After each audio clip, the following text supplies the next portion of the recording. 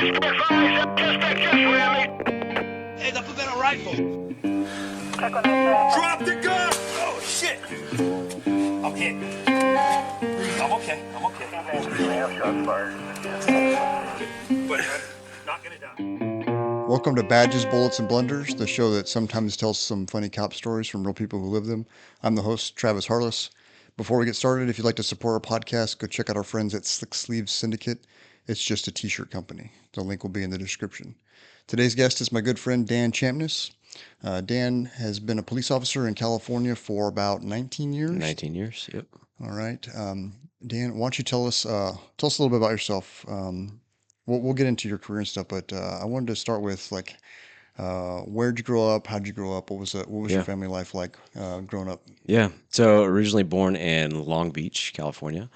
Moved here, I think I was 2 years old. My dad got a job at community church as a youth pastor, so we moved up here, did that, and then just kind of spent my time growing up. Graduated from Christian high school, and then went to school at Biola University with my undergrad was in philosophy with a minor in biblical studies, and so kind of was set on following the old man into the ministry.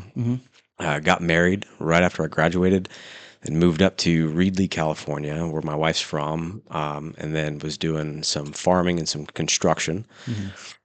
So while I was building this company called Self-Help Enterprises. Yeah. So it's similar to like Habitat for Humanity, right? So just you get a group of 10 families or whatever, and you kind of help them build their own homes, and you're just kind of overseeing it as a contractor, which I really, really enjoy doing construction stuff. So you were a framer by trade, right? Yeah. So I'd done built cabinets while I was in college, and then had come up like through high school learning the framing trade a little bit. So finished carpentry and framing. Yeah. Which I Jesus is a carpenter. Great movie. Yeah. Some call it a hopa. But yeah, so I really enjoyed doing that. And while I was up there working, my dad had, and we'd known a lot of officers from our department. So while I was up there, my dad said, "Hey, our hometown agency's hiring. If you're interested." And I wasn't really interested because up to that point, like I just thought cops wrote tickets. Yeah. I didn't really know what we do. Right? Yeah. So I'm in the same boat. yeah. Sure. And I still am not interested in that side of the house. that aspect of it. So I was like, okay, cool, whatever. So, but yeah, one day, I was out there on the construction job site, and Fresno PD was in a vehicle pursuit of some guy, and they came into the track there. And I was like, well, that's kind of cool. What's going on? Stopping and we're looking, and the dude ends up footbailing out of the car and kind of running through our site. And I just by instinct, there's a rabbit, I got to chase it, right? So I had a hammer in my hand, and I'm running after this guy, and nails are spilling out of my nail bags, and I don't know what I'm gonna do if I catch this guy. We club him. I don't know. How does this work? What is this? But it seems fun, right? That's cool. And so he jumped over the wall. They chased him after. I don't know what ended up happening to that dude, but so I was like, oh gosh, I didn't know that cops actually like to chase and fight people, and that sounds like a lot of fun. So I ended up applying, and then got hired on, and then was in 0601 was my academy number. So 2006. Yeah. When you started the academy. Mm-hmm. Nice. So you didn't catch that first guy? Didn't catch him. And to be honest, my track record isn't all that great. I'm not that fast. Yeah. So thankful for radios. Yeah. I'm good at setting perimeters. Yeah. Nice. So then, you went to the academy in 2006. Yeah. And what are the course of your career like? So what are some of the assignments that you've worked? Yeah, so I'll be patrol, right? Yeah. So start off with patrol, and then I think 2009-ish, I went to our gang unit, and about that same time, tried out for SWAT, failed the shooting portion actually. I shot a 79, 80 is required to pass, so I was dismissed from the rest of tryouts, and that kind of motivated me. Yeah. And then, so tried out again, made the team around that same, I think it was the next year or something like that. And then, so I think I did about 3 years in our gang unit proper on the uniform side, and then went to the gang task force side with the FBI. I did that for I think 2.5 years. 3. My timelines are terrible. Yeah. So broad estimates. Yeah. Yeah. So did that for a while, and then I think went back to patrol, promoted to SP sometime around there. And then went to the range. As a range master, was there for a good long run, which was probably my favorite job. You were in VCAT though before. Oh, that's right. Yeah. VCAT. Thanks. Forgot about that. So gangs, VCAT. Uniform, FBI task force gangs. VCAT. And that was interesting because that was like we had been kicking around the idea. So the guys on the SWAT team had been kicking around the idea.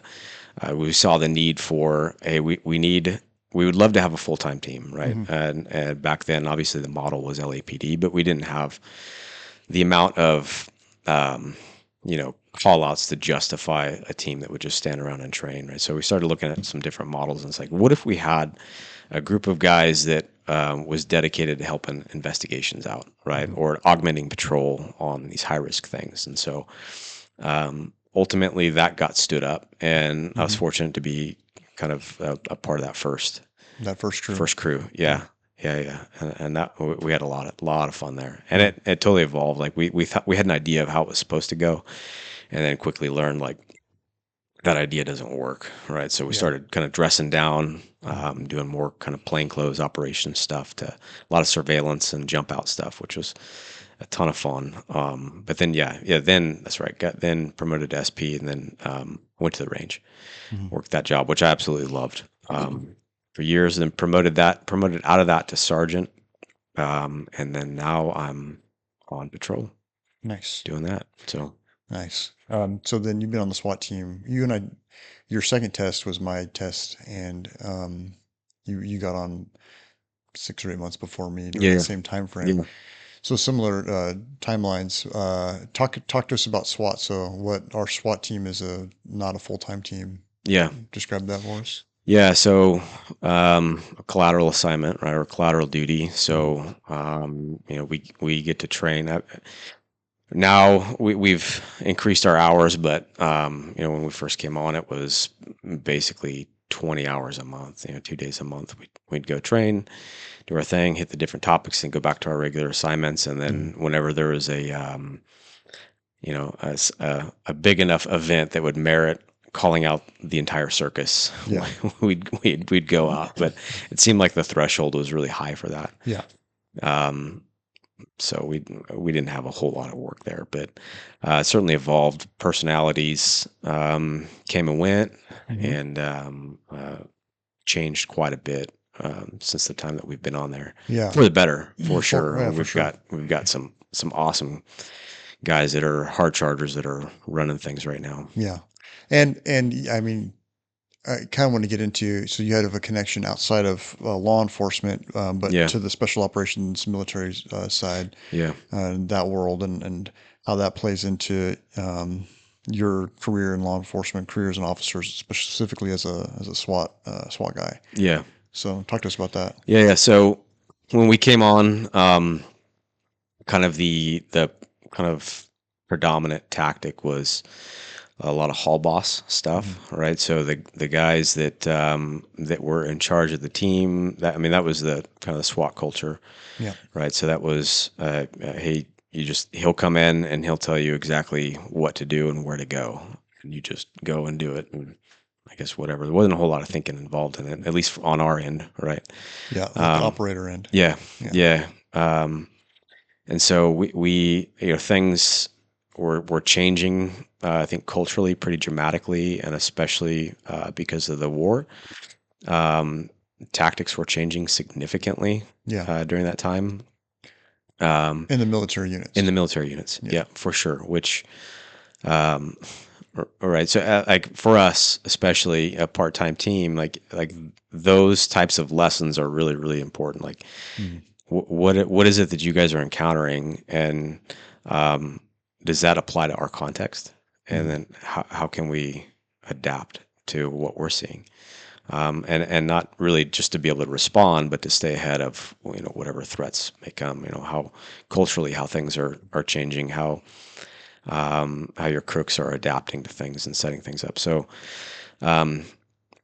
yeah, so Kevin Hawk was actually kind of on the leading edge of that change. Like he had some good relationships with some guys down at LASO. Who had kind of gone away from the traditional dynamic hall boss and were doing, I think they called it like the three-man cell, right? Yeah. So, but it was much closer to what we would call a deliberate clearance. Yes. Where they understood the value of kind of utilizing terrain, even like terrain inside a house to either whether it's cover or concealment, and using that to your advantage in clearing. But even that was still a little bit clunky, we thought, right? Because there was a lot of stuff that you're just constantly down on your knees. A lot of what we called, porcupine, where like you just thought that you had to have a gun pointed at every single angle all the time, right? So porcupine is like where you have a guy in the prone pointing, a guy kneeling over the top and going in a different direction, and then there's a pin cushion of guns going everywhere, right? But we found like it seems valid, but until like somebody shoot, and we hadn't been shot at, but even with simunitions or hearing other stories, until somebody shoots at the low guy and he does the right thing and tries to get out of the way and stands up, and your whole pin cushion is just stuck in a hallway, and guns aren't pointing at the right places. So I have a really good friend of mine who's from our town that's in the special operations community. And so how do you know him? Grew up with him. Okay. Yeah, so we grew up together. It's been close friends ever since we were real small. Okay. So we were just talking to him about some of these problems and some of the things that he was encountering, and he was sharing. He said, "Yeah, we started off kind of dynamic with everything, and saw that actually was getting guys killed, and not just in thick mud wall hovels or whatever in Afghanistan, but even like construction similar to ours." Yeah. And so when you say dynamic, can you explain that a little more? Yeah. So a dynamic clearance would be essentially that you're assuming a lot more risk than you need to on a clearance, because you're not evaluating, you're not taking the time to evaluate the next piece of terrain, a room or hallway or whatever it is, or obstacle, before you attack it. You're just kind of flowing through it, and dealing with it as it comes to you, right? So as opposed to deliberate, where you're clearing from a space that you've already cleared, right? So we know that we've got security in this room here. It's locked down. It's clear. We've got some semblance of cover, some semblance of concealment, and so we can kind of evaluate what our next step is. And see if there's different options, right? So for a simple guy like me, dynamic is fast, and deliberate is slow. Yeah, essentially, right? But even in deliberate, you might find yourself throttling between the two, but speeding up in certain points. But that's because you've took the time to evaluate, and you're like, hey, the best play is to go fast through this next step. So that would be the difference. And so it was interesting, kind of hearing from that community the kind of evolution of tactics, because the last major war was Vietnam, right? So, which is jungle. So they didn't have any experience with it. And most of like the special missions unit for their hostage rescue stuff were going to like LASO, LAPD, because it was working for them. But now they've encountered something new, so they went back to like World War II vets. Yeah, well, and it's not necessarily something new, but just something that they're encountering more frequently, I would say. True. And so with an active war happening, those guys are on the leading edge of like what tactics work best inside of structures. Yeah, absolutely. Whereas like law enforcement is, even if you're on a high frequency or a busy team like an LAPD, you're not encountering violent resisting people at the same rate that these guys are encountering. Which would be like every hit for them, right? And rarely in law enforcement are you meeting that 1%. So, and it does take a while for those tactics that they're getting real world when they're downrange or they're overseas are kind of trickling down eventually Yep. into the law enforcement communities. Yeah. But it takes a little while for it to get there. Takes some time, and you got to overcome personalities that are resistant to it, right? Yes. So, Yeah. and that was a big thing for our team as well. Big thing. Big thing on multiple fronts. Not the tactics, but the shooting as well. But one way you kind of you short circuited that timeline of, so these tactics are learned, like the hard way. Yeah. And then they're adjusted. They fine tune their business, and then eventually that gets to us. But you kind of short circuited that process of that trickle down through this direct connection, this relationship. Yeah, absolutely. So, just talking with him and what they were learning, and then he would, come back home on visits, and he'd come out with the team, or he'd come work our that old shoot house that we had that was on the bay there, and just talk through stuff. So we started to kind of piece it together.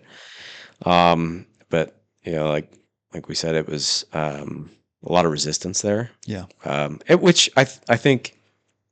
I think in some respects it's kind of healthy, right? So because you've got guys that are in charge of the team and they care about it, right? And so it takes time for them to evaluate it, and trust the guys that are bringing it back. Like, okay, do they understand what the real actual problem is? Yeah. They're not just bringing it back because it's novel to them. Yeah. You know what I mean? Or it's not just something that these guys that are a lot cooler are doing, and so they want to mimic it. That's a charitable interpretation. I Thanks. appreciate that. Yeah, thanks. I mean, there's some of that going on. I would say there's a lot of big egos, especially at that time. Yeah. Like, who's this new guy going to tell me how to do this? I've been here for X amount of years. I know what I'm blah, blah, blah, blah, blah. I'm not going to listen to him.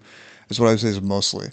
Sure. That's a charitable interpretation on your part. It's mixed. I would say that it's good. The good side for you is being a newer guy bringing these tactics in is it really forces you, that resistance really forces you to sharpen your thinking. And, for sure. And be very knowledgeable in what you're saying.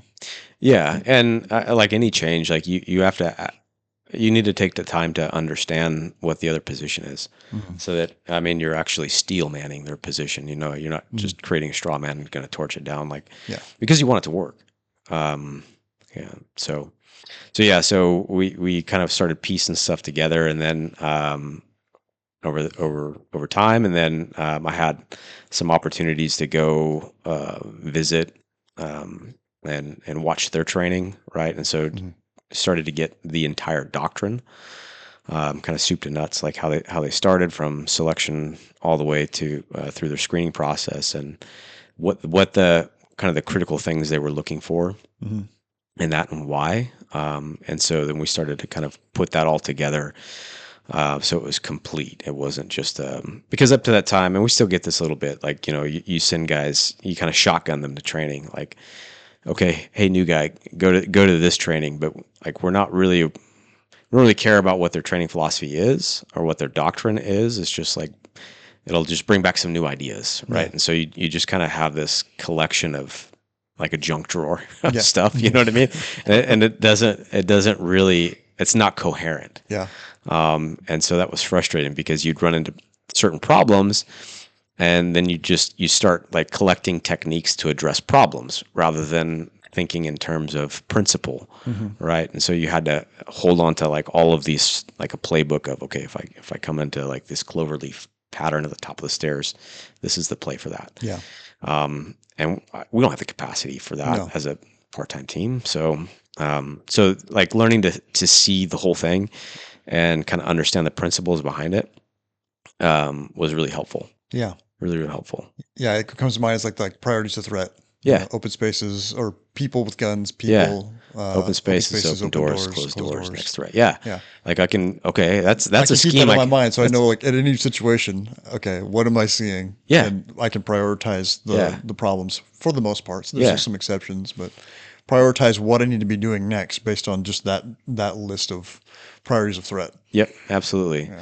So it just simplified a lot of things, and I think it helped overall kind of help with the transmission of knowledge. You know what I mean? So because I'm not just showing you a specific technique, I'm showing you some principles, and you can take those principles, and now as the threats evolve for you, what you're seeing, you can take those and you can say, oh, I can tweak them. So, and the way that you conduct an entry doesn't have to be the exact same way.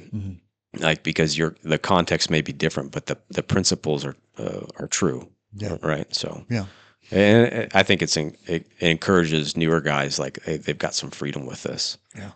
So, Cool. So then you developed sort of bringing that training back, piece by piece, going out and getting some of the training on your own from these guys and bringing more and more back until we have like a doctrine, like you said. And then, but in the meantime, you're also doing some private sector stuff. yeah. So how did that come about? And So what were you doing? So, my friend was friends with a couple of guys at where he worked, and they retired, medically retired, and they started their own company, Tomahawk, and so he introduced me to them because they were just getting started, and they were wanting to get primarily into the law enforcement, to take kind of the same thing, like on a broader scale, taking all of the stuff.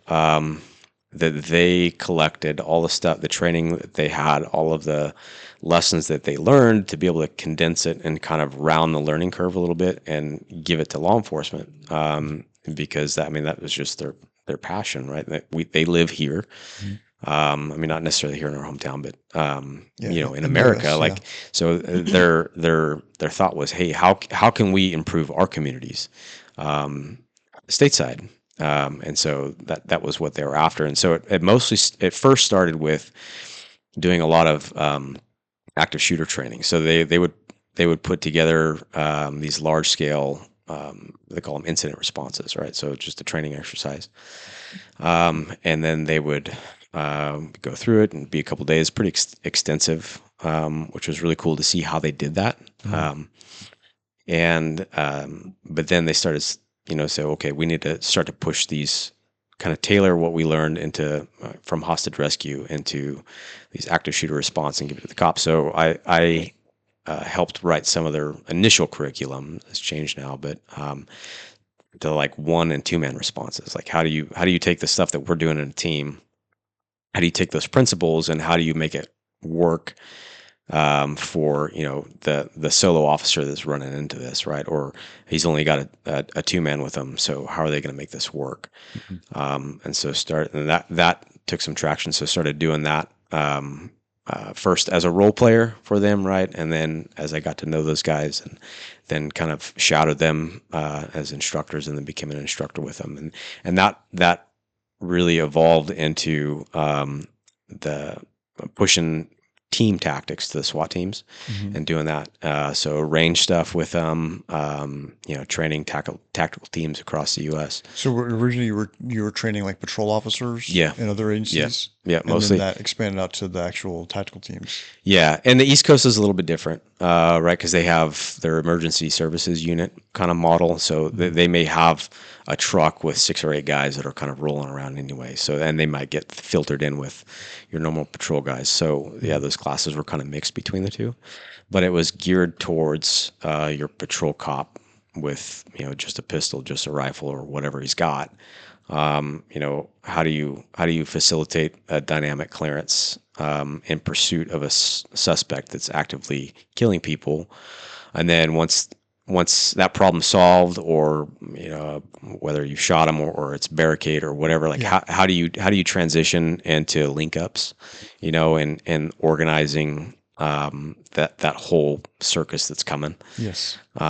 So it's challenging for sure. So but that was I enjoyed doing it. Still do it with them. And then it kind of also, as their business grew, so we started kind of just taking mostly started with deliberate clearance to these SWAT teams and showing that, hey, this can be, when it's done right, it can be so much safer for you. And so started doing that mostly on the East Coast and then on the West Coast. And then started doing some of the executive stuff. Yeah, talk to us about that. Yeah, that's really interesting. That's a lot of fun. I really enjoy doing that. A business will hire them to do a security review of kind of what their security posture is like. And as a part of that, we do penetration tests. So we'll take a week We'll conduct surveillance on the target, kind of figure out what their patterns are like, what their security is like, and where we can exploit. Mhm. And then midweek, we'll start with some soft attacks, like some social engineering stuff to see, hey, how good they adhere to their visitor policies and that kind of thing. Yeah.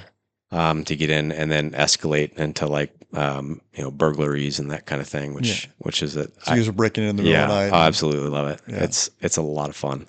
Trying to get Yeah. like devices and weapons past their checkpoints, that kind of stuff. Yeah. So, right, if that's what the client wants, right? Oh, So, gotcha. so it depends on, are we concerned about what their threats they're facing? So, Mhm. is it active killer type thing, or is it somebody's coming to steal my data? Yeah. That kind of Because you've thing. seen out some selfies of like you on the top of a skyscraper building. Yeah, right? yeah. New York, like that. That was a big organization that, and that was like 2020 with the protests. And so one of their concerns was like, hey, we don't want some fringe radical group throwing a banner down the side of our building Yeah. in protest. So how easy would it be to do that? So then you guys went in there. So we and say, got okay, up on well, the let's roof. figure it out. Yeah. So yeah, we're on the roof. So it was pretty easy. So You've also talked about like getting through a perimeter fence and like bypassing some like alarm triggers. yeah, so we did one. It was like a data center, but it was A kind of really funny. big important one too. It was a really big important one. And so we were doing our scout. They had this railroad track that ran by it, and so we're like, okay, well, we'll scout this out, and we'll just throw on a hard hat and a safety vest and a clipboard, and that'll get you pretty much 90% Yeah, of where you want to go. Like, Yeah, most anywhere. yeah, so we're doing our scout. We're like, okay, there's a fence here. There's a tree limb over here that we can get over, and this and that. And we're looking at like a lot of the high tech security stuff that we're really interested in. And so we're like, okay, well, let's go over tonight and just kind of see if we can get up close to the doors, get a look at the doors, and see what it's going to take to bypass the doors, right? So because all of this stuff they want bypassed. They don't. Obviously, we're not going to damage anything, but so we go over the fence, and they've got a security guard that we hadn't seen. He's there at night, and this is the first time we saw him. So we're like, okay, dang. So we kind of sneak around. There's some cover in this field, and there's two wide open gates that we can get to the building. And we're like, I got it. So what we had missed was these little cheap little, like, I looked them up later, like a $15 like motion sensor alarm, like to keep wild game away from like your feed troughs or whatever. Yeah. Like just zip tied to these gates. Right. So we're like creeping up, and then like all of a sudden, dude, just like siren, and it's man, I almost peed my pants. And you just drop straight down, and then you're like, oh, we got to get out of here. So it's like, how do we miss this? And you go back and you look, and like they've got these things everywhere. Yeah. Just it was funny. It was ironic because it's like this, pretty hard target, and they've got pretty expensive security equipment. But the thing that bought us was a $15 thing off of Amazon. Yeah. But yeah, so we do stuff like that. And so, Yeah, and then I can get too up in the weeds in this, but it's fascinating for me. There was another story I heard where you had cloned a security card, yeah, or a door card. Yeah. So you're just using a bump. So you use what's called a hunt pad. So I mean that's the gold, right? So if you can just walk into a place without having to social engineer your way through it, or break in, nobody's going to suspect you. So if you've got access, that's what you want. So we ended up following a guy to lunch, and he had his ID badge just out, but the policy is, hey, you got to put that stuff away. Yeah. So you have it's called a hunt pad.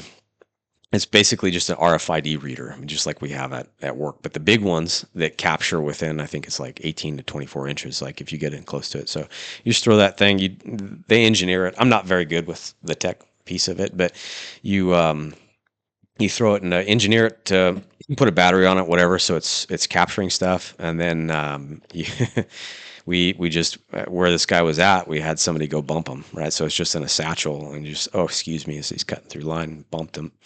And you go out, hook it up to a laptop. You're like, cool, I got a bunch of code here. And then you buy RFID cards Mm-hmm. pretty cheap, and you just program that in, and then it's like And now you got door cards. King's X. Yeah, to everywhere you want very to go. important facility. Yeah, Yeah. yeah, Nice. yeah, yeah. That's fascinating. There's some evil geniuses out there that have figured all this stuff out. All these exploits, and they're very good at it. So yeah, we went over, working in the private sector, training patrol officers, training SWAT teams, Yeah. and then getting into the executive side, Yeah. testing site security Yeah. and that kind of stuff. And then now you've kind of branched out and you're doing a little bit on your own. Yeah. You want to talk about that? Yeah. So like 2 years ago ish, I ended up, the city was gracious enough to pay for, they did like an education thing. So they paid, I got up my master's in strategic security, and intelligence management. So it's kind of in the same vein as what I was doing on the corporate side with Tomahawk. And I actually really enjoyed it, and I wanted to think, okay, how can I help kind of make our city better at some of these places, right? Schools and whatnot, and just kind of give people a little bit more confidence, and especially during all of the unrest during that time, right? So I started Virtus Defense Collaboration, 2 years ago, and so. Yeah, just doing that, just doing the smaller scale stuff that I was doing with Tomahawk. So a lot of site security stuff, security assessments, threat assessments.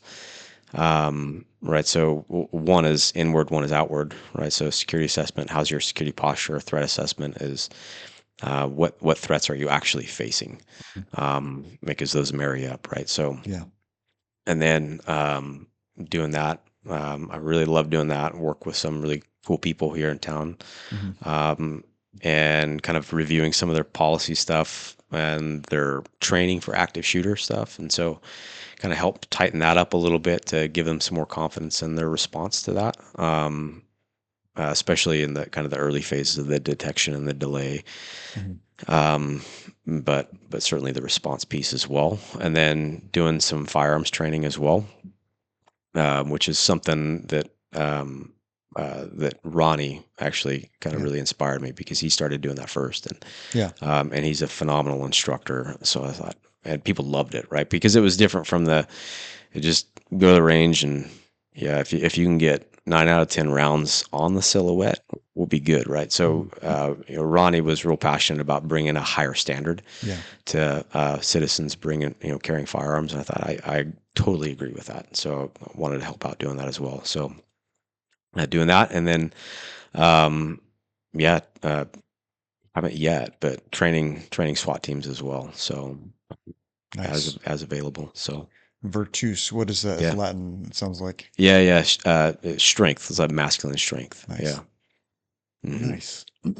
Yeah. So that's I feel like it's a pretty good description of the background going into what I wanted to get into today, which was recently you started doing some writing. Substack is a platform, and I've used it before to write. Not nearly like what you've done. I just kind of write random things that come into my head. I just write random essays about just whatever was bothering me at the moment. They're good though.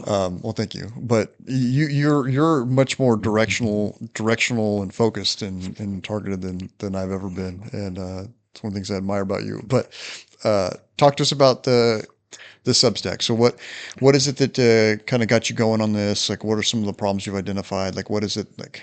Just talk to us about your Substack. Yeah. So I before though, let's what is your Substack? How do we find it? It's Covenant and Blade. I don't know the actual like the link. Yeah, or whatever. I don't know. Covenant, but it's called Covenant and Blade. Covenant and Blade. Yeah. And then, right. So and we're gonna link it. So we'll link Okay, your Substack in the description on this. Okay. And we'll plug that as well. Awesome. So if anybody watching wants to read Danny's articles, I think you have 4 up there right now. 4 or 5. Yeah. I'm working on a series right now. You've restacked some others that are interesting too. So there's some really good articles on there, and we'll link to those. And I'm trying to learn Substack. I don't know what I'm doing with it, but I think the genesis of that project was, to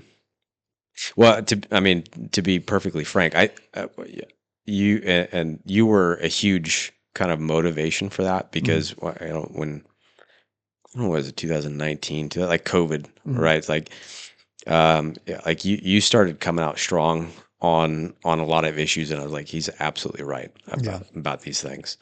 And you were real big, still are, but real like I remember talking to you about just the concept of truth, and how you just had this conviction that it's really important that we speak the truth. Yeah. And obviously that was timely during the COVID stuff. And I Yeah. think A lot of wild stuff going on at that time. yeah. So I was like, yeah, no, he's absolutely right. And it just got, so but I'd been thinking about a lot of this stuff for a long time, but I'm a pretty private person. Yeah. Right. So and that's kind of always been the thing. The hang up is, I have a lot of things to say, yeah.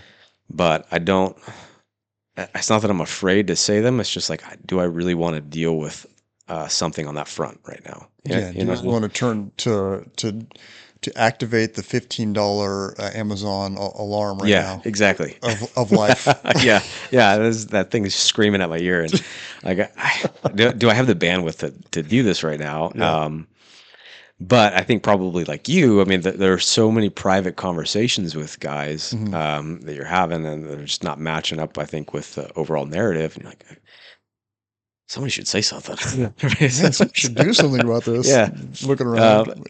Yeah, and it was like, okay, and we're kind of at that time both stepping into more formal leadership roles. Yeah. And trying to figure out, what does that mean? And so I mean, I think the same as you. I was like, convicted that is a part of what I'm stepping into. And so I had been thinking, I'd been writing. I love reading. Obviously, I like writing. I'm trying to get better at it. I think it's really interesting that because up to this point, most of my writing has been, I think, more academic, right? So Yeah. With papers and whatnot, and longer arguments. But I've always been really interested in how good authors can use the form to also communicate a message. Yeah.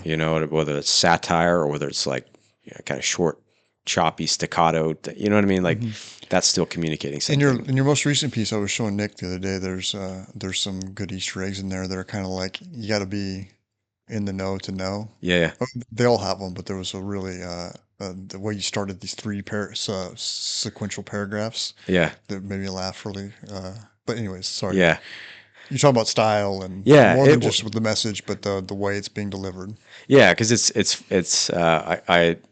cool to be kind of creative with that and use that form to kind of also say something. I think about that in manners of speech as well, not just in writing, but like in group settings. I just kind of stumbled clumsily into this over the course of life, but like you can utilizing humor to insert truth into scenarios. Yeah. And to say hard truths through funny avenues. Well, there's the term that stuck with me. I heard years ago. It was you went down this deep Jordan Peterson rabbit hole that went on for like 8 years. But he had said that the jester is the only person allowed to tell the truth in the king's court. And like that just really stuck with me. Yeah. And I realized like over the course of life, I kind of have a reputation of being like the class clown kind of character. Yeah. But I would say things that were true about whatever the situation was, but in like a funny way. Yeah. And I've noticed that as a tactic, it's really helpful because if you just come straight out with the truth, like it's hard to swallow. And a lot of times. Personal, 100%. Well, 100%. Yeah, we'll probably talk about that. But if you can say it in a way that kind of makes people laugh, that takes the edge off, and then they're more willing to accept it's like the spoonful of sugar that helps the medicine go down. Yeah, absolutely. And it's the packaging that like you can deliver that, and then the truth bomb kind of goes off after it's been accepted. So I kind of developed that through just like interactions and patterns of speech, but then try to incorporate that later on in actual writing. Yeah. So you're talking about the packaging or whatever, the manner in which you're delivering the message. Yeah. Which is something I'm still learning, right? So, because in my mind, the truth should stand on its own. Yeah. Like, okay, deal with it. But unfortunately, it's just not always the case. So, but yeah, you've got a real knack for that. I respect that. But like satire is kind of the thing I really enjoy lately, but it's super hard to write, like because it's condensed and it's but it can cut, the way that it needs to, whether that's a wounding cut or a healing cut, like it can do its job, and I really have appreciated some good satire. So yeah.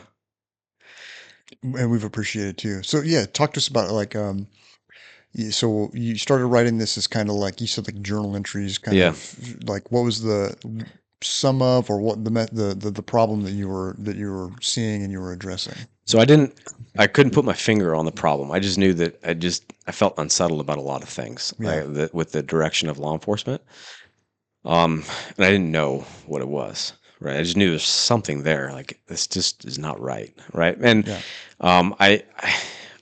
although I fall prey to it still, I just I didn't think just like bitching about it in small circles was very helpful. Yeah. Right. Especially because like we've got a responsibility to lead. Yep. So you can't leave it there because it doesn't do anything, right? It just kind of festers. And then when you've got, your orders to go do something, it's so much harder to go do it. And the further you move up, also, the smaller the circles get that you can bitch in as well. Right. That's true. Right. Yeah. Cause you don't want to just be doing that down all the time, because I mean, you're cutting your own legs out from underneath you. Yeah. Like instead of wrying, well, what would you say if maybe you were a captain, or maybe I was a major? Let's say this is an excellent mission, sir. Yeah, exactly. Very valuable objective, sir. Worthy of our best efforts. Yeah. That's true. That's really true. But it's difficult. It takes discipline, because like it feels good in the moment, because it might be true, right? Or at least there's a kernel of truth to it. But if it doesn't have a direction, it's not helping. Not helping. You're not leading. So it's just like poking the infection and not. Yeah. And not. You're not doing anything in either direction, right? So. Like you're not, like you mentioned, leading up in any way, and you're certainly not leading down. Yeah. You're just like, what are you doing? Just complaining. So I didn't want to do that.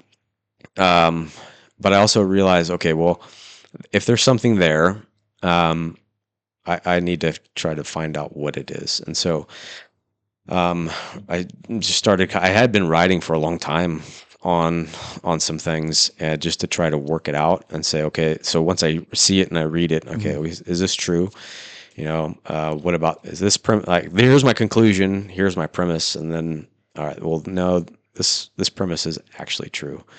And so let's tweak it. And like we talked about, making sure that, always attempting at least to build a steel man out of your opponent's position, so that you're dealing with it fair. Yeah. Because if you're not, you're just kind of in an echo chamber, right? So I don't want to do that. So it started to come to realize, at least for me, the issue was philosophical and theological. There's a shift, and I'm interested in history. I know that you are too. And I think I'm going to these classes, what classes, and and I'm pushing back, and I'm not getting answers, because a good question to always ask, if somebody is telling you something that this is virtuous and there's an ought to it, right? You ought to do this, because it implies some sort of moral imperative. Is okay, by what standard? Like, tell me what standard says that I ought to do this. Yeah. And I was not getting answers, right? So I found that a lot of we're referring to like training in like what's commonly referred to as like procedural justice. Yeah. Obviously, I mean, we're not talking about tactics. We're talking about the philosophical training. We're not talking about like this is a tactical problem that you have to deal with, and these are some techniques you can use. And this is the overarching doctrine that we kind of go by. Yeah. The real things based in reality-based training. Yeah.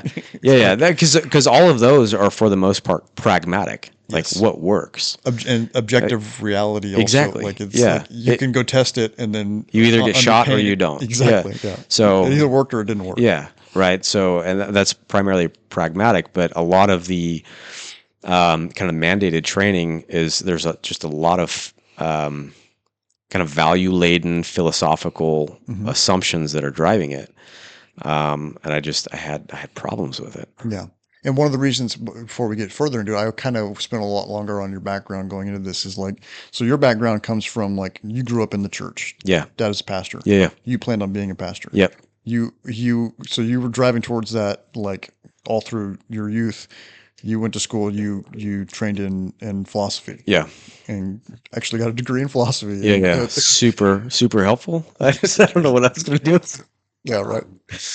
No, but then, so we're approaching this problem from that background, from a theological and philosophical Right. background, right? And unlike, a clown like me, I just kind of like read stuff here and there. You're embedded, Sure. Yeah. and then you go into the law enforcement world and you get real deep, like deep into the tactical side, like not just in law enforcement, but within the military and then in the private sector, and then circling back around to like, okay, how does this, now we're seeing this problem. Yeah. So I really wanted to focus on like, that's what we're looking, the angle that we're looking at this problem from. Yeah, for sure. And it's, yeah, right. So, I mean, anytime that you have, you're telling somebody, I mean, we work in a career that, is about right and wrong, Mhm. right? Like people will want to say that, that they're, well, we're going to keep morality out of it. Like you can't enforce morality, right? They'll say that. Yeah. Morality is the only thing that you can enforce. That's what law is, Mhm. right? We're saying this is right and this is wrong. You are praised when you do these right things, but you are punished when you do these wrong things. Like that's what we do. And so it's really worth looking into, kind of the philosophical underpinnings of that. Where does that come from? Where does that come from? What's the standard? Mhm. Again, why are we saying this? And so from our end, I mean, we're on the enforcement side of that, and there's some significant consequences to how that plays out. Yeah. You know what I mean? And so I just started examining that more, because I just had that shift again. It was like post COVID and all of that, it's Ferguson and all that stuff where it kind of really came out. But it's interesting, like no moment in history, like exists by itself, right? Yeah. Like it's not just there. Like Yeah. there's like you were talking about earlier, like an arc. There's an arc. There's things that go into that, and Yeah. it goes a lot further back. Like this is just the fruit of some rotten ideas, out of the 50s and 60s. Yeah. Or even I can go back to the Enlightenment, right? But Yeah. that's where we're at right now, right? And so and not everybody is interested in that type of history. Not everybody is interested in philosophy. I am, and so seeing the bigger picture, like how things flow and why things are the way that they are, I think just gives you some understanding. And in some sense too, like it also kind of gives you some grace to give people, Mhm. because they don't know. They're like, this is the thing. This is what we do. This is the kind of culture I came into, but they're not aware of everything else. So it's not like they're bad people. They're just, that's the only idea they know. Yeah. The idea that like in a lot of ways we're the products of our environment. Yeah. I mean, Yeah, for sure. Right. can you talk to us about like what is some of that? We got this poisonous fruit that's kind of that's flowering. Like, in what ways are you seeing that? Can you describe that a little bit for us? Yeah, I think I think a lot of it has to do with our view of authority, Mhm. and not just in the realm of law, but I think that it's varied. But I think this idea of kind of an egalitarian democracy, right? Sounds nice, where everybody's got good ideas and this and that. But what ends up happening is if there's no overarching like unifying principle, Mhm. it's just chaos. It's just chaos. So everybody has an idea, but we don't have anything that unifies these ideas, right? We don't have any standard that we can say, no, that's stupid. We shouldn't do that, or this is good. We ought to do this. And a lot of that came, in my opinion, out of the Enlightenment, but more recently, just kind of this loss of moral authority. What Nietzsche would lament as the death of God. that now you don't have a universal standard that's telling you what you ought to do and what you ought not to do. And so everybody does what's right in their own eyes. People make their own morality, They make their own morality, which but they can't do. you can't. It's dumb, but they think they can, right? And so you have this shift, right? So, and which is interesting too. Yeah, I think it was Adams that said about our Constitution that our Constitution is made for a wholly religious people and it's unfit for anybody else. The idea that yeah, we can have the government kind of hands off at levels will work if people have the ability to regulate themselves. Yes. And the idea there was that we have, we started with pilgrims that came over, and they were under the authority of God's law, and so that was what regulated them. But as society has completely kind of thrown that mantle off, now it's whatever they feel, right? Yeah. So we've gone really to this subjective thing with we just hate hierarchy, you know what I mean? And so how does that work? Well, it doesn't. That's kind of the fruit of this procedural justice, where we go from classical justice, which is I would argue is biblical, but it's also, I mean, we see it in I would call common grace, right? So even people that without the idea or without a concept of God's law, that is still imprinted on them as human beings, right? That's why you can have guys like Aristotle and Plato they're like, yeah, we get this. Like, it makes sense, right? There is something that's universal that tells us, here's what you ought to do, here's what you ought not to do. Mm-hmm. And so when you throw that off, like the only thing that's left is the self, right? That's it. So it's whatever I think. And so we go from classical justice being this idea of, here we're going to give each man his due for what he has done, right? It's an objective standard. All right. And it may differentiate between societies, but there's always been some concept of, murder is wrong, lying, stealing, right? So we go through the second table of the Ten Commandments, and it's all been kind of prevalent to one degree or another in every single society.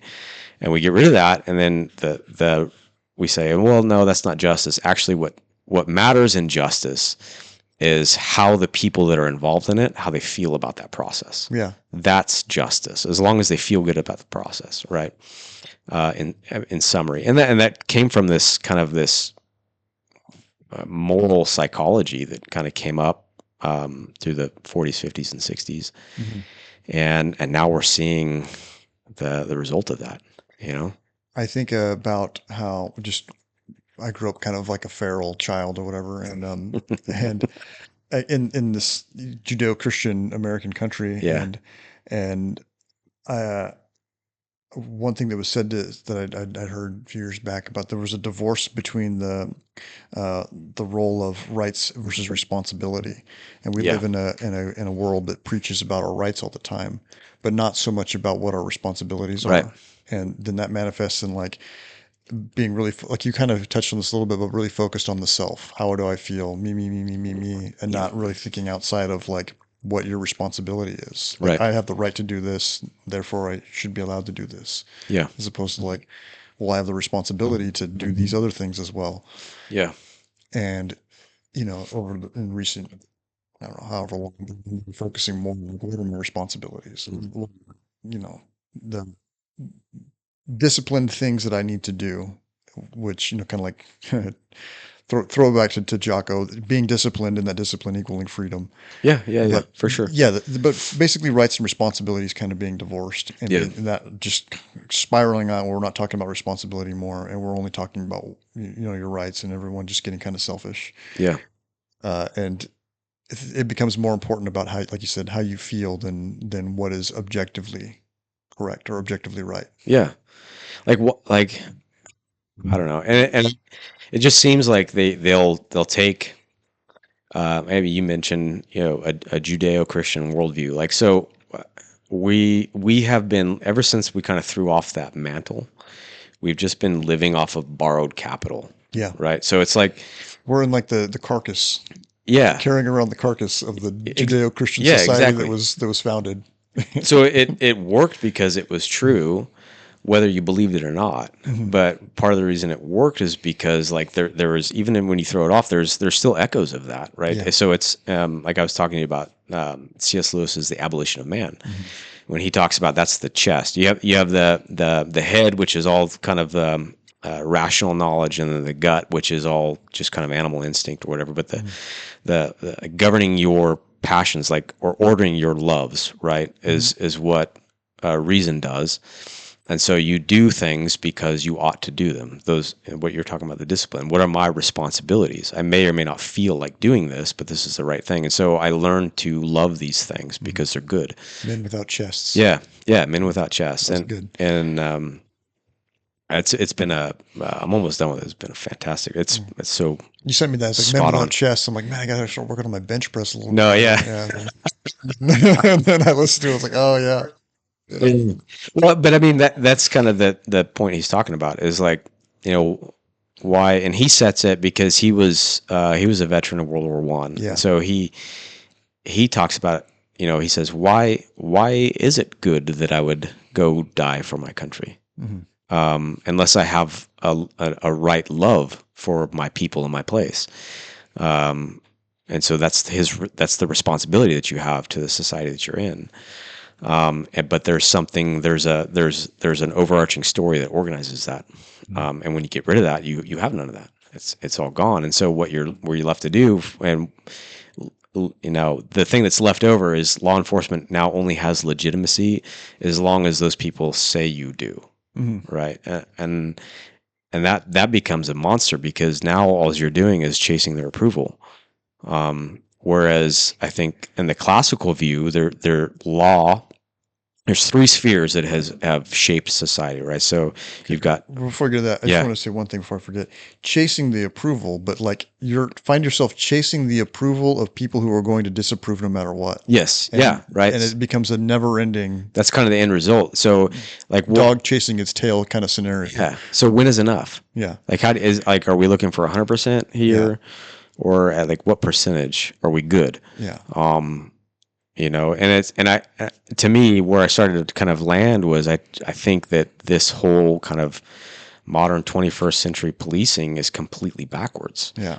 I saw that manifest like during the riots, when it's like, you want us to come outside and lay down on the ground or get down and kneel. Take a knee? And like, what do you?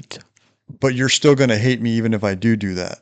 Yeah, what is this? Kind of what does this solve? What is this? What is this theater that we're engaged in? And what does this solve? What does this make better? You're still going to hate me anyways. Yeah, are we just trying to experience some sort of like cathartic moment together? And then if we do that, then you're going to be good, and I'm going to be good, right? So it assumes some things about human nature that I think are completely 180 out from reality.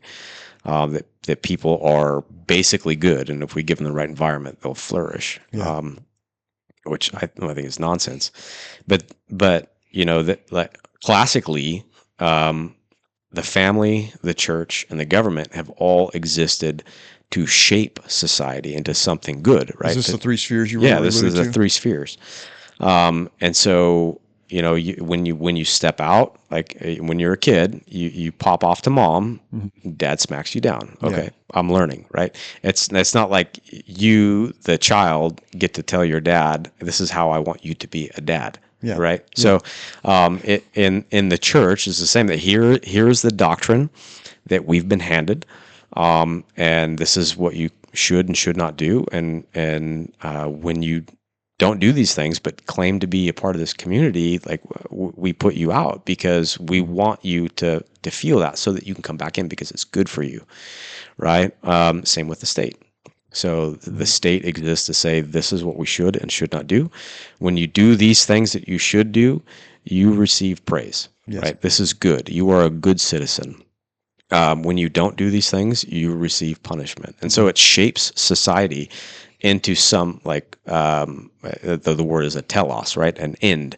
This is the end thing that we are after, what we want to be conformed to. But we've got it exactly backwards. Now we're saying, okay, we as law enforcement You tell us what you would like us to be. Yeah. And we'll try to be that thing as best we can.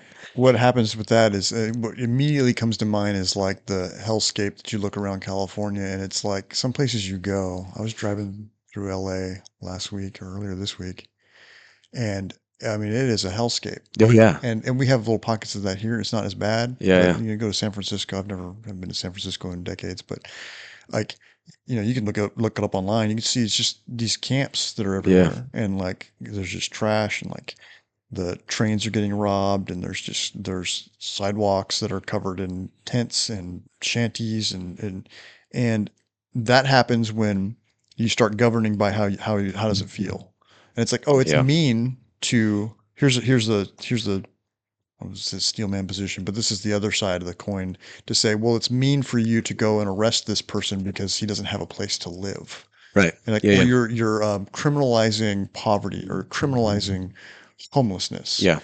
It's like, well, and so the solution to that problem, because that feels bad, is to allow that person to live that lifestyle. And then Right. that's compassion to do that. And No. my response to that is like, actually, no, like it's not compassionate to just let someone rot in a tent on the sidewalk and Yep. while they smoke fentanyl and sell their bodies Yep. and steal and degrade themselves. Yep. That's actually the opposite of compassion. You're right. It's like- absolutely right. It's like, think about it like if, God forbid, like you have a child of yours that developed an addiction, and if your response to like your kid became addicted to fentanyl was to just be like, all right, yeah, here's some clean needles, Right. Yeah. like no, No. you chain his ass to the radiator and say you're going to get sobered up Yeah. because I love you. Exactly. I'm not going to let you do that to yourself. Exactly.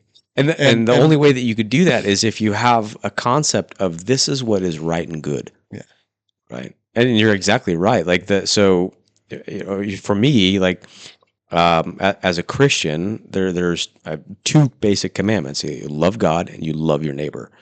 Right. And you're exactly right. That to me is hating your neighbor because I'm allowing you to continue in something that is bad for you. Yeah. If I'm stepping over you while you're overdosing on fentanyl on the sidewalk, that's not an act of compassion. No, not at all. Or like passing out Narcan to everybody is like the solution. Yeah. Narcan is it's an antidote. They know. Everyone knows what Narcan is. No. And like that's not the solution. Like how No. about we like get people to stop using fentanyl Right. and like actually be serious about it. Yeah. And I'm not advocating for if somebody has developed and I'm compassion. I have compassion for the other side of the problem, right? Like, Yeah. like there's plenty of scenarios where say a guy gets a knee injury or a back injury and they go and they get put on these opioids for pain management. And this is how this happens a lot. Yeah. You're taking oxys for pain management 10 years ago, and then your time of that during that you develop an addiction to this, Yep. right? Because they're highly addictive, and then whatever that underlying problem either heals or gets better to a point to where you're not needing that problem that medication anymore, but you've developed this addiction, Yeah. and now you're trying to get these oxys and you don't have a prescription anymore, so you're buying them at a street level, and as that's happening, your life is starting to deteriorate. It's hard to hold a job. It's hard to hold personal relationships, and then they spiral out of control. Yeah. And you lose your job, and then now you're living, on mom's couch or whatever, and you have this addiction, and no, you can't afford the oxys anymore, so heroin's cheaper. Yeah. Or in this case, now heroin's pretty much gone, but fentanyl's cheaper. Yeah. So you start buying fentanyl, you start buying heroin, and you start using that to feed this addiction. And then you're spiraling further down. It's like now your moral compass is out of control, and like you start taking a little bit here and there, taking a little bit of cash out of mom's purse, or like stealing a little house item so that you can sell to support your addiction. And then that escalates into now you're doing vehicle burglaries or house burglaries. Yeah.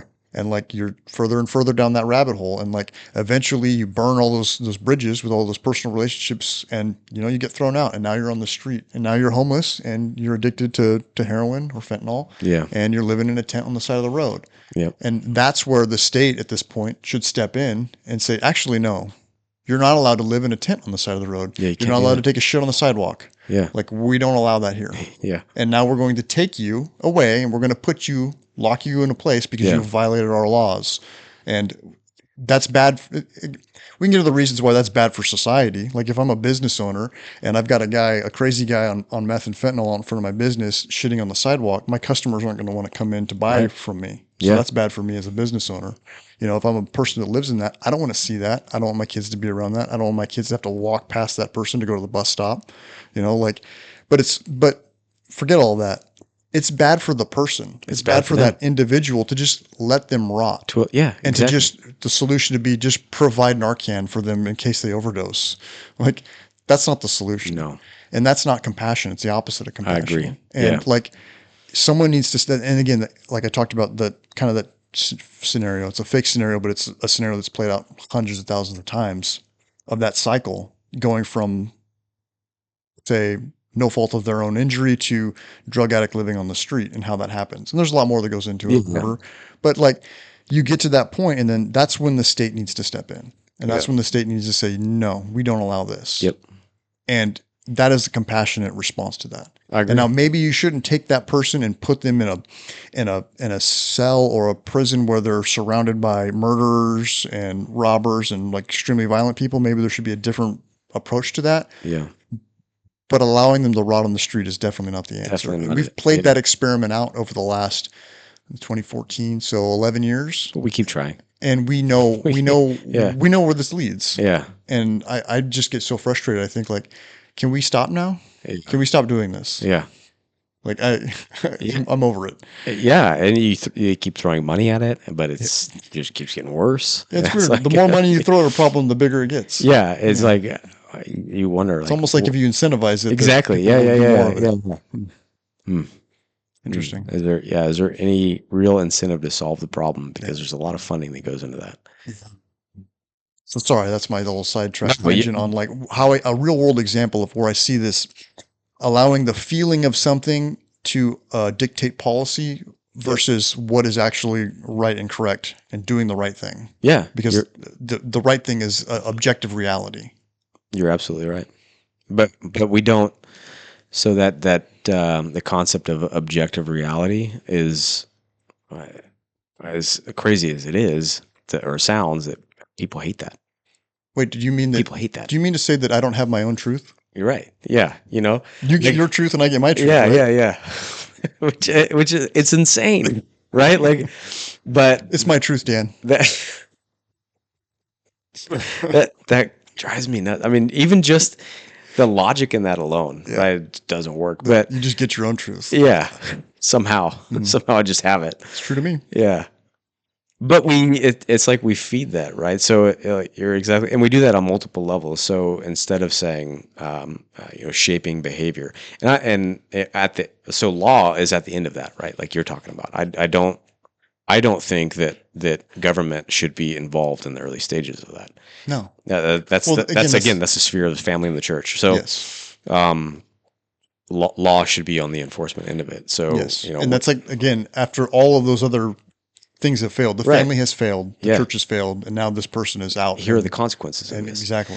So, but that's kind of where we're at. But that's not really our role. The law enforcement role isn't to be the caretaker. It's not.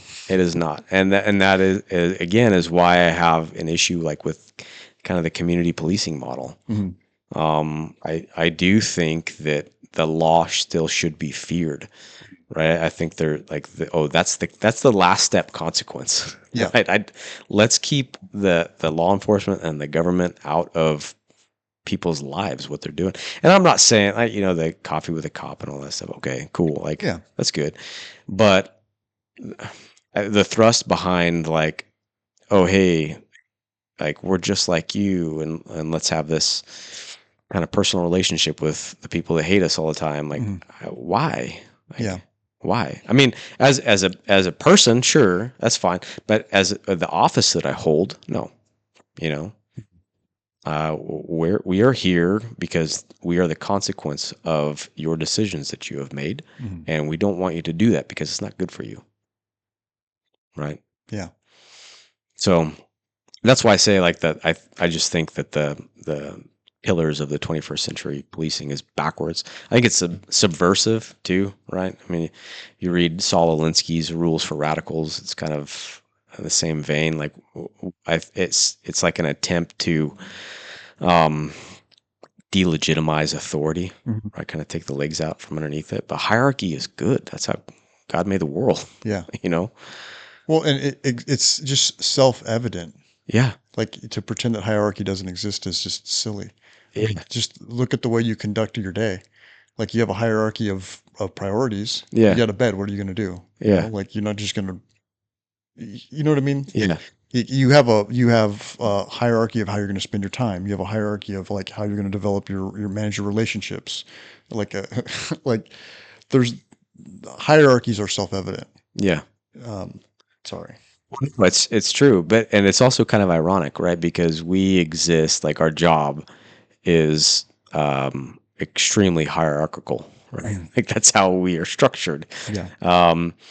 And yet there's a wall here, and so when you are facing the public, now we're completely egalitarian. Mhm.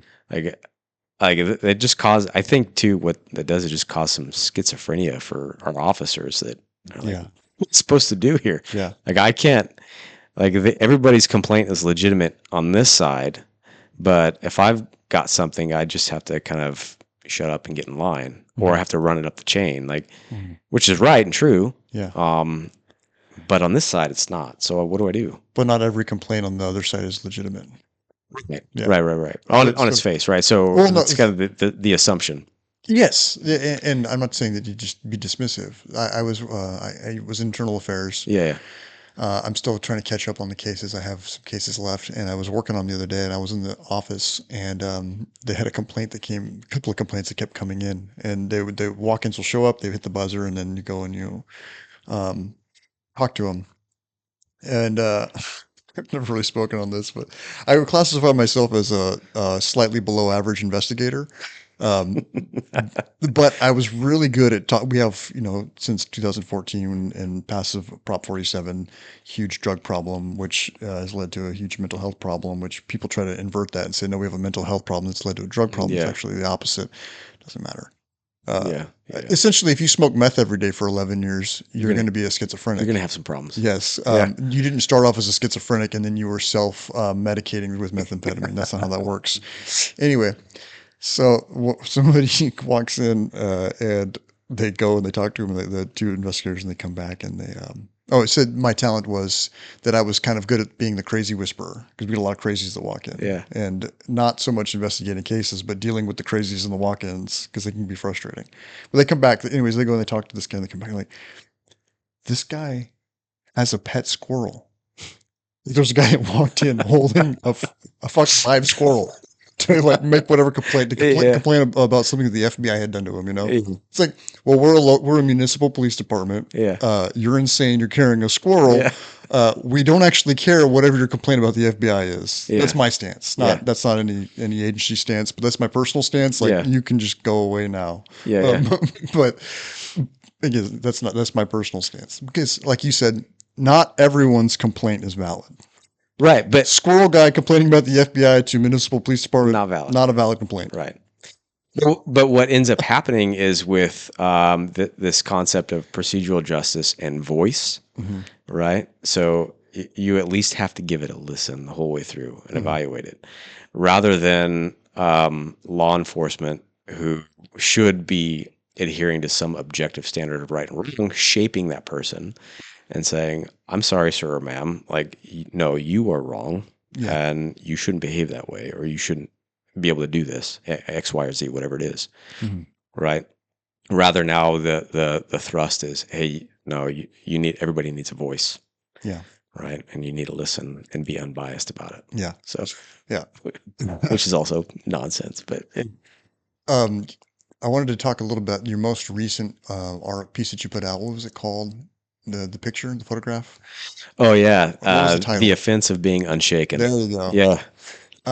Can you run us through? Yeah. For the people who are interested, please go read the article. It's really good. The Offense of Being Unshaken. Can you run us through that scenario? Yeah. And I think this is really important because it ties into like literally everything that we talked about, like into your background, but tying into this particular. Yeah. Yeah. So it was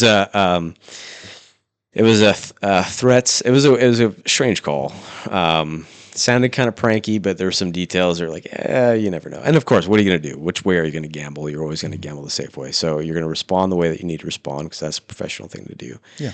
So it was at a local high school where actually my kids go. And you went? Yeah, and I went. And then the guy that went with me also has a son there. Yeah. So I went, and they had a bunch of people already there.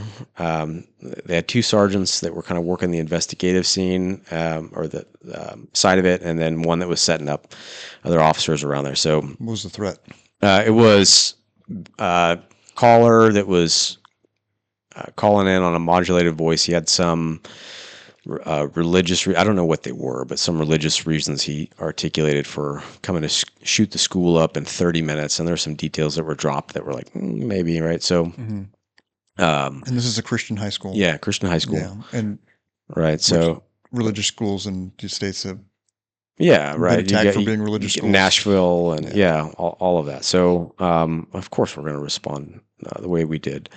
So, but it was weird because it was like a timeline. Like, we're going to do this in 30 minutes. Yeah. Okay. Straight. Maybe you will, maybe you won't. Or is this a feint and we're doing something else? Yeah. Or is this a prank? I don't know. But you have to treat it like it's the real deal. Treat it like it's the real deal, course. man. So we're going to go harden that place up because we got some margin of time, at least ostensibly. So I go, I'm currently a sniper. So they've got everything dealt with. So I was like, well, let's go get some high ground. That way we can kind of see the entrances and see where everything's coming and get a load of it. So we climb up to the roof of the gym and we just set up there, me and my buddy. And during so everything started, we're in communication with the other sergeants. Like, okay, it sounded like this thing is weird, right? The phone is coming from some sort of internet protocol type thing, and it's coming out of Denmark or some other server. But it was strange because he was giving fairly accurate descriptions of vehicles next to certain businesses, and guys would respond there, and there's that car, right? Yeah. So whether he was there and just using some sort of VPN or what, I don't know. But anyway, regardless.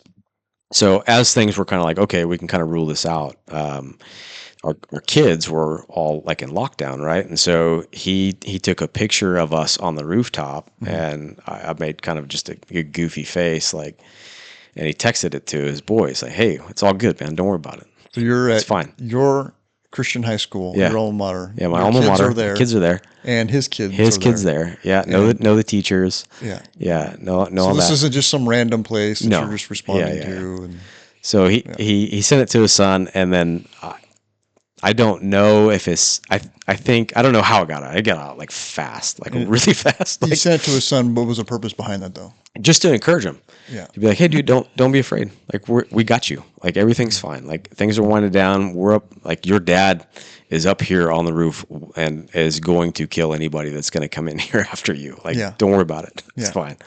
And so, and just to be a little bit lighthearted too. That was my intent. Like, be a little bit lighthearted behind it. And be like, because we say this all the time. Like, calm breeds calm, right? People are going to feed off of.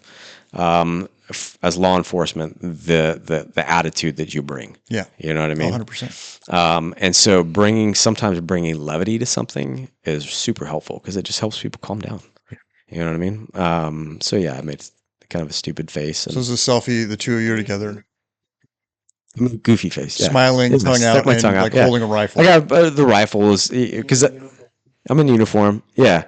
Right, because I was holding down the north and the east there, and so that was just my position. So he turned around for the thing, and whatever. So he sent it to him, and then it just like took off, dude. So then his kids shared it. Shared it, or somebody took a picture. I don't know. And I didn't want to ask because I didn't want him to feel bad about that. Yeah, it's fine. But I mean, he's also I can't know specifically his intent, but it sounds like he's sharing it with other students, and maybe other parents are getting it, saying everything is okay. Everything's okay because it's all good. Hey, my dad's up here. Yeah. It's fine, and they're saying it's fine. Yeah. So anyway, we come down, and like seriously, probably like 35 kids come up to us as we're putting our gear away, and they're like, "Oh, hey, that's."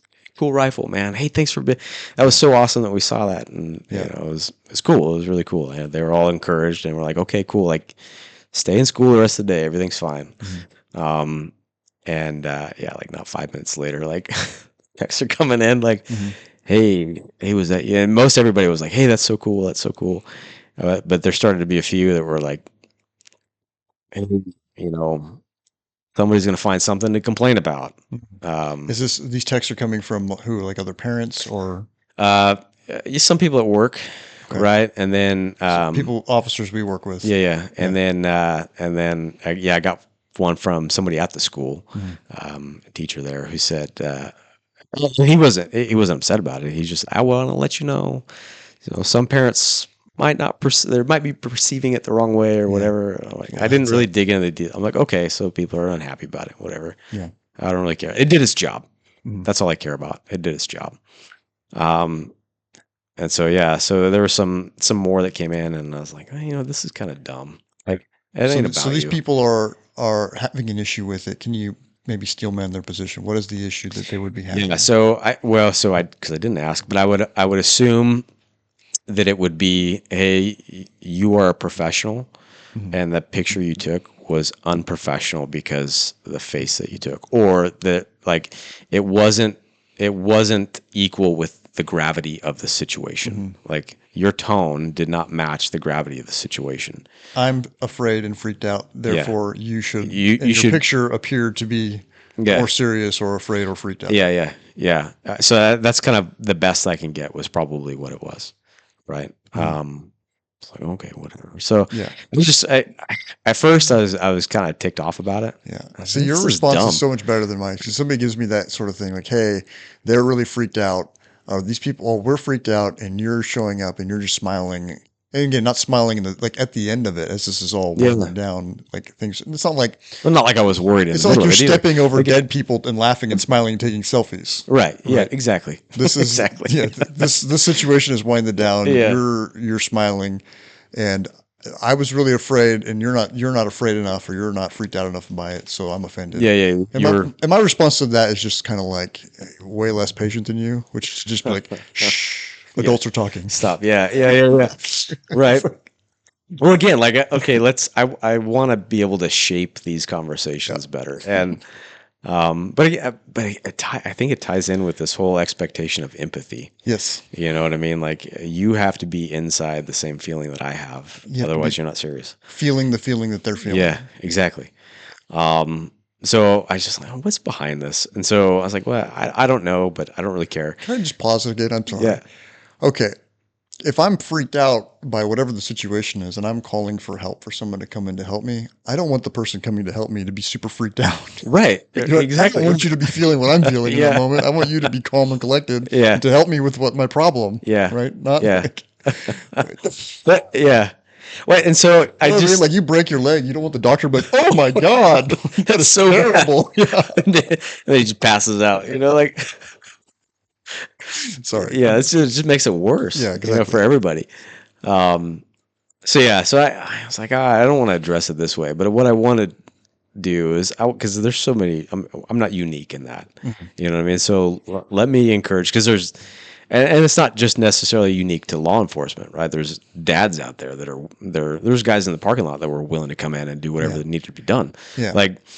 And so there's this, well, I'll say it. It's just they're like, feminism has wrecked a lot of this, right? So to where, like, this idea of strength, joy in the mid, like genuine joy in the middle of these things, because you're doing what, like you said, you're responsible to. Like, you're doing what you're called to do, and you're actually joyful about it. Like that's a very masculine thing, and I think that frightens people. Maybe best I can guess, but it's right and it's good. Yeah, you know what I mean. Yeah. So I just wanted to encourage guys that might be thinking the same thing. They're like, don't be afraid, like to show joy in doing the thing that you're called to do. Like, don't be afraid or don't be ashamed of your capacity to bring death and destruction on something when it's called for. Right. Also have the discipline to know, and the wisdom to know which is which. But those are things that God has given to men to do, and it's actually good. It's a good thing. Yeah. So what's the the message from the essays? Um, I guess it's just that that it's okay to smile like in the face of this. How would you put it? A tense situation. You Yeah. know, it's okay to do that. Why? Because you're completely confident that this is going to go the way you want it. Because you're there, you train for it, and you're in charge. Yeah. This is your calling, and you're exercising it, and like you didn't get caught flat-footed because you're ready, and that's a good thing for the people that you're protecting. I guess it's synonymous to getting upset when the other team does an end zone dance. Maybe. Yeah, You know what I mean? yeah, Like, why are you happy right now? yeah, You know, 'cause you just scored a touchdown. yeah. What do you Yeah. have? No, you need to be on my level right Yeah. now. It's like, oh, I know. They want you to have the Barry Sanders approach. Just walk over and hand the ref the football. Yeah. Yeah. So it's just things like that. Like I'm trying to identify like culturally why do we do the things that we do? Like what have we lost? Mhm. Because it wasn't always that way, Yeah. you know? Have you got any responses from what kind of responses? I know you have. Like overwhelmingly like thankful, grateful to and again not just me, but to what we do to police officers, to good dads out there that are, you know what I mean? Like, Yeah. so, cause my wife posted it on Facebook, Mhm. but not really on social media, but, and like, it was actually insane the amount of people and teachers saying, hey, and parents too, like teachers saying, hey, I was there, I was with my kids, and then they got that, and then they all relaxed, and that helped me relax. Like I knew everything was going to be fine because they knew you, they knew that those were two dads up there. And then teachers or parents, same thing. Like, hey, we know you, and like when my kid sent me that picture and said, hey, look who's here, we're gonna be fine. Mhm. Like their posture just completely relaxed, right? Yeah. And I've had other men that say, hey, thanks for this. Like this is a good reminder. Like don't let society, like the current shape of society, kind of beat your masculinity down. Yeah. Like, no, we're going to stand up to that, and we're going to do what's right because it's the right thing to do. Yeah. Anything negative? Any kind of negative? I imagine probably not. From comments, no, Yeah. no, Or any side texts or phone calls or any no, talkings too. no. I think it kind of cut the legs Yeah. out from it. That's the thing, and that's one of a lot of reasons for it, but um, for just saying the truth out loud and how it's valuable is that the people that have a problem with something like that are going to have a problem in the shadows. Yeah, Nobody is yeah, that is going to step right out in the open and say it. And so to kind of drag, I always think it's good to drag these ridiculous concepts out into the sunlight and yeah, and shine some light on them, and they fall apart. yeah. Absolutely right. That's one of the reasons why it's important to just say the truth out loud. Yeah, And there's different techniques and to go about doing that, but writing is one of them, and yeah, seem to be pretty effective in this case. yeah, Huh. yeah. That was that was funny. But yeah, so I kind of wanted to put a bow on it and go back to this particular moment, right? So you respond to this call, but like the course of like your life cycle. We were talking about arcs or whatever. Yeah, So like how you grew up, in the church, what you trained in college, getting into law enforcement, and then how the arc of that, specifically just the tactical environment, tactical situations, and then you get called to your high school where your kids are at, and that yeah, you yeah, went to yeah, for a tactical problem, and yeah, then it's like you couldn't tailor make a situation that's more fit for you to go to. yeah. You know what Right. I mean? Yeah. And then, so True. like for anyone to have a problem with the look that was on your face at the moment or whatever, Yeah. is just like self-evidently stupid. Yeah. Like, so yeah, I imagine it wasn't much negative blowback after that. No, it was super positive. But it also got me thinking too about like Like again, like we're talking about SWAT tactics, sniper tactics, training other law enforcement agents, training all of our department for one, working and training with the special operations groups, uh, then training other law enforcement agencies in the private sector, training businesses and Yeah. private corporations on site security and safety. You know what I mean? Like it's just Yeah. like every single thing kind of lines up, and then you go to a high school that's not just your high school that you went to and that your kids are at currently at that moment for this tactical problem, and like to deal with the security of that facility. It's like I can't think of a more square peg for a square hole. Yeah. Yeah. It fits. Yeah. Yeah. It fits. So Yeah. sorry, I cut you off. No, but it also got me thinking a little bit about just kind of optics, the optics sometimes that we attempt to portray in law enforcement. Mhm. Like I just don't always think it's totally genuine, right? So this is a genuine moment. You wrote about the San Dimas thing, right? That's a genuine response with that too. Like, Yeah. and so I'm not sure that to kind of tailor that for those things for the optics is I just feel like sometimes maybe that's disingenuous. Yeah. Right. Like we want to show, we're trying to show the human being behind the badge or whatever. Yeah. We're humanizing, but we're only going to do it in this light. Yeah. Here. Like when you're doing Easter egg hunts with blind kids. Yeah. Good thing. Good. Great. But, or copy the cup. But what about, what about these things? What about when you're happy because like you won? Yeah. Like, you know what I mean? Like, hey, we were victors in this, and like good people were protected, or like my guys, like nobody got significantly hurt on something, and we made it out. You know what I mean? Like, And you right? You commented on that, and it kind of reframed my thinking. I wrote that piece, and then and my direction on it was like a lack of emotional regulation on my part. And just for background for still listening at this point, like we go to this call out. There's a guy that's got explosive devices in a house, and he's got his kid in there, and it goes on for like 14 hours, and then he ends up detonating the devices. Bomb goes off. Some of our guys are injured. We recover the kid. He survives. Kid's basically uninjured, and then we're at the end of the call out. And I was walking back to my truck to put my stuff away, or my car, and it'd been on this call out for like 14 hours. The sun's coming up, and my face, I couldn't stop smiling. Like it was like this shit-eating grin that wouldn't go away. Like, I tried to physically grab my mouth and straighten it, and it wouldn't happen. And I was commenting on my own personal lack of emotional regulation, like maybe I shouldn't be smiling right now, but then now that we're talking about this, it's like, well, maybe that's the correct response. Maybe it is because like that was tense. Yeah. But I'm walking away. Yeah. You know what I mean? Yeah. And so it's like, are we gonna just give part of the story, or are we gonna give it all? Yeah.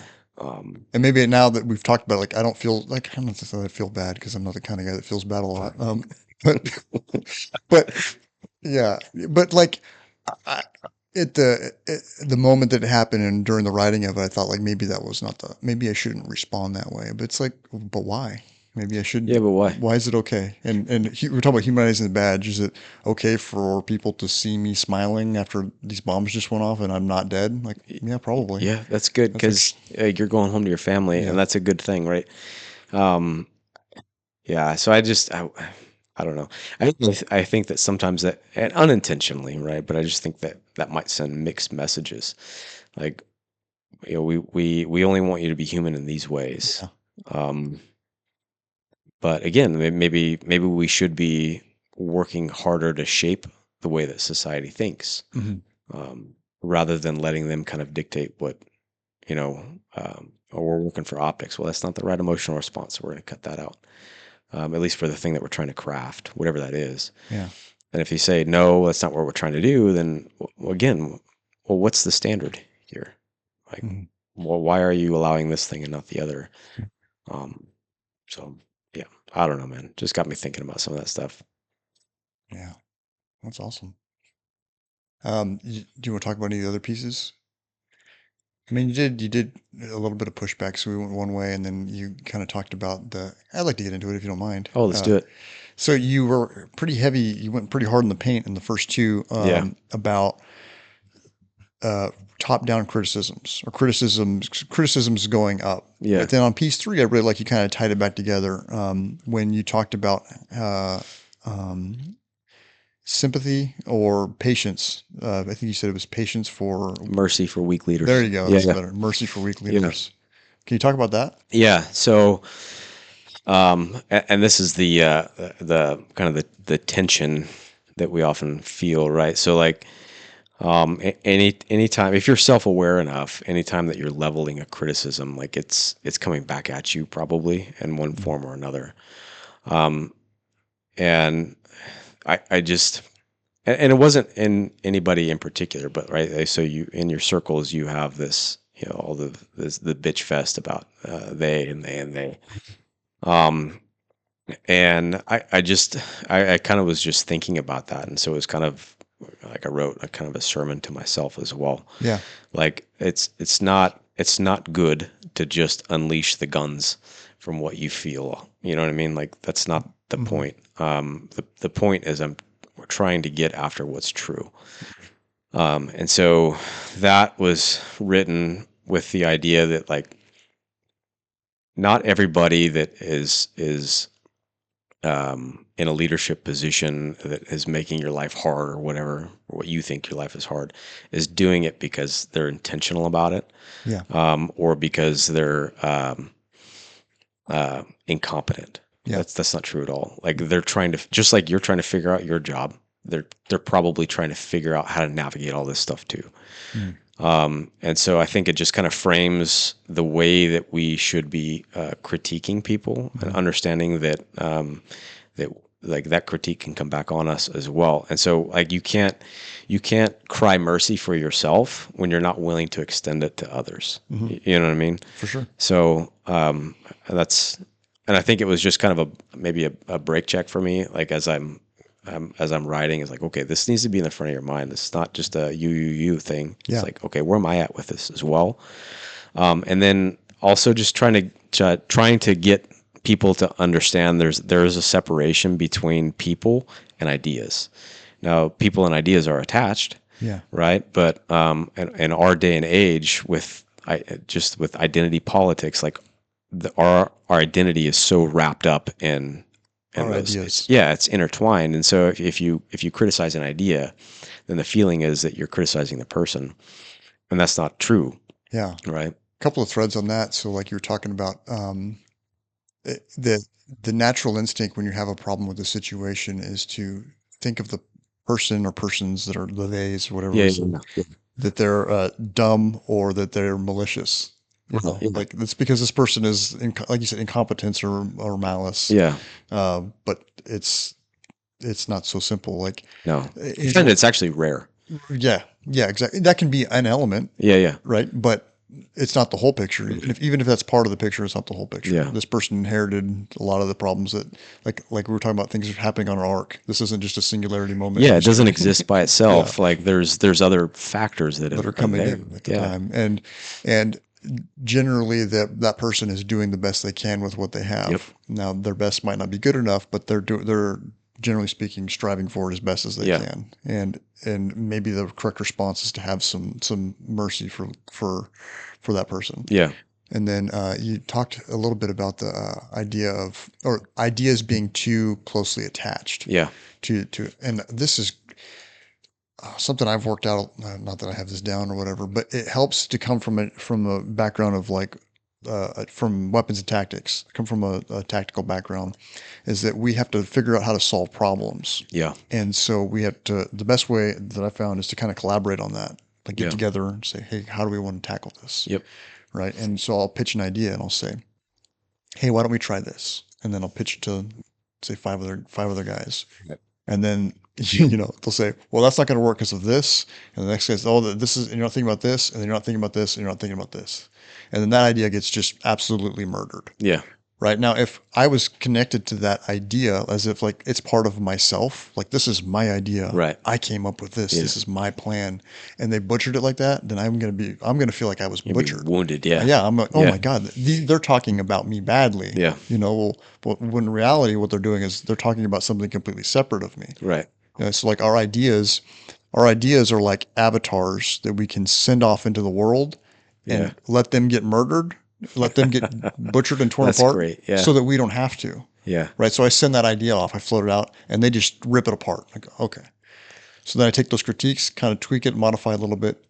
New avatar, send it out, and then now it gets killed again, but not nearly as harsh as it got killed the first time. It lasted a little bit longer. Yeah, and then the third, fourth, fifth time through, I send it out, Yeah. and it gets through, and it makes it through that gauntlet of attacks, and I go, okay, that's the one we're going to take, and then we proceed forward through that.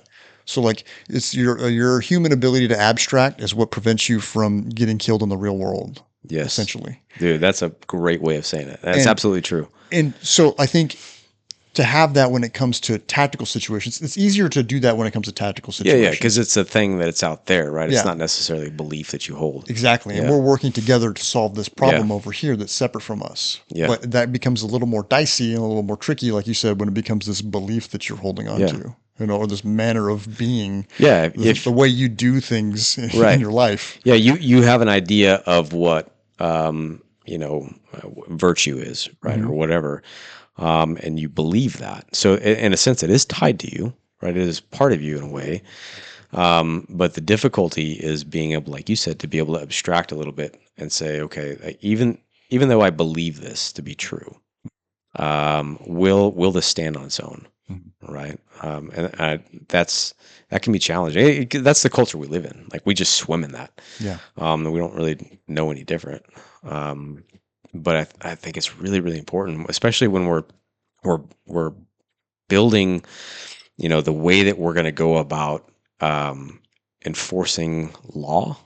Yeah. Like it's really important to evaluate those things. Yeah. And it can be difficult on either end, whether to receive that critique or whether to fire it off without coupling that belief to that person. Yes. And it's really important that, especially like younger guys that are, that just kind of want to complain about stuff. Yeah. They need to know that. And I think it's also important to challenge them and say, okay, what are you doing about it? Like, are you even pulling your weight here? Before you get off, and that's its own challenge too, right? So, because for sure like I think about that. Sorry to interrupt it. Yeah. Like, being the one who offers the critique, there's definitely a technique to that. Yeah. Right. And I'm trying to develop that over, the 40 years of my life and getting a little bit better at it. But, maybe 15 years ago, my response when you pitch an idea like that, I have to be like, that's stupid. Yeah. Which translates in your mind to you're stupid. Right. Which is hurtful. Whereas opposed to being like, I don't know, Danny, why don't we play this thought experiment out? Yeah. Think about if we do this, and then what about when this happens? And like these other factors. And, and having I guess what I'm saying is, offering a critique in a way that's really focused on the idea and I don't want to say softening it up. Sometimes you do. It's I get. So that's wisdom, right? That's just wisdom, because even though what you're saying is true and it stands on its own, and in a perfect world, that ought to happen, right? You can say that is stupid, and in a perfect world, I should say, okay, let me step back and let me evaluate if it is truly stupid or not, right? Without getting emotionally attached to it. That's a perfect world, but we don't live in that world. And so wisdom would dictate, I know this person. And so the goal here is, from my perspective, is to get them to change their thinking. And so I'm going to approach this tactically, right? Yeah. So I'm going to try to softly separate you from that idea, and then explain gently why this idea is not as maybe the best. Yeah, but I wouldn't say that if it was a dumb idea and you saying it's stupid, I wouldn't say that's wrong. Yeah. Right? You know what I mean? And you and I can do that together. Yeah. Because I know if I say something and you tell me that's stupid, I'm not going to think, oh, Dan hates me and now we're not friends anymore. For sure. For sure. And so that's just wisdom, I think, that you get. And that's important. But yeah, and I don't know, man. It's people are funny. People are funny. We all are. We all have our quirks. So it's easy, I think, to sit back and point fingers, because we don't have to face when we do that, we don't have to face the problems that we have ourselves, right? Yeah. We don't have to face like you said, our responsibilities. What are we responsible to? Yeah. And so it's easy, right? And so we'll naturally do that. Easy to point out the speck in the other guy's eye. Yeah. When you got a log in your own. Yeah. But the challenge there too is, so you can either avoid those critiques or, and this is sometimes something that I've dealt with, is you can get you can't get past your own issues to be able to call something out. You know what I mean? To where it's like, all right, I know that I'm not perfect. And so I'm afraid that I may have a valid and righteous critique, but if I say that, they're going to fire back at me for this other thing, and so I stay hidden. You know what I mean? So to kind of counter that, I've noticed I keep going back to the tactical world. Yeah. But that's the world that I think in. Yeah. It applies to other places, right? So for a post-incident debrief, or whether it's a live real-world event or training event, what I like to always do when we're debriefing something, I usually start, because there's always a mistake that you made. Yeah, always. Always. And I always lead with that. Yeah.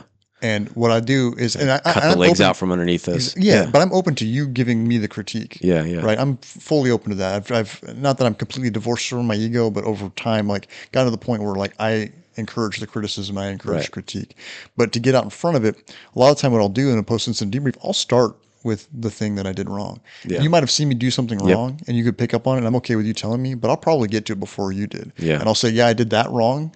But I also do these other 3 things that you didn't even notice. Yeah. Right? And I'll just come out with it. Yeah. These are the mistakes that I made, and this is what I should have done better, and this is what I'm going to do next time, right? Blah, blah, blah, blah. And then, okay, Dan, I noticed that during this you did. Yeah. And it kind of softens the blow a little bit. It totally does. It's like, I'm not coming at you from my ivory tower. I'm not talking to you from my I'm not high horse above position. you. Yeah. I just see this from my perspective. Yeah. And that's important. And that's a great way of saying it. And I think it's true. Like you have to watch out for both of those ditches, right? To not let your own shortcomings prevent you from calling out something that you see as wrong, or saying, hey, this is right and we should do that. But at the same time, not coming at it like with a hammer and just hammering somebody. May be true, but it may not be wise. Yeah. You know what I mean? It's the opposite of a white lie is a black truth. It's true. Yeah, it's true. Yeah, it's true, because it's not going to, either one is not, like, the message is not going to be received. Yeah. And so whether it's true, now we're talking about, yes, that's the objective standard. It's true or it isn't. But now we're talking about routes to get there so that it actually takes root. And that is caring for people. Yeah, it really is. Nice. So where can people find? We talked about a little bit. So it's Covenant and Blade. Yeah, Covenant and Blade at Substack. I don't know what the handle is, but it's yeah. Oh, here you go. Look at this. Jamie's got it for us. Yeah, it's just covenantandblade.substack.com. Yeah. Okay. And what about Virtus? www.virtusdc.com. Nice. If anybody out there listening wants some good training, yeah, for sure. Yeah, heck yeah, more to come too. So I'm working on something for just kind of bringing a philosophical perspective to 21st century policing. Nice. So maybe you can do some procedural justice training. Yeah. Some on the series for the Substack. Yeah, some articles. It'll be a series. Yeah. So hopefully it'll be encouraging to people. I was hoping you'd come around and do a class where you sang to everybody or something. But articles are cool too. Yeah. You got any questions for me? You got anything else, Dan? I'm good to go, man. Thank you guys. Thanks so much for coming out. Heck yeah. This is a good time. Yeah, I love talking about this stuff. Yeah. All right. Thank you everyone for listening, and stay frosty.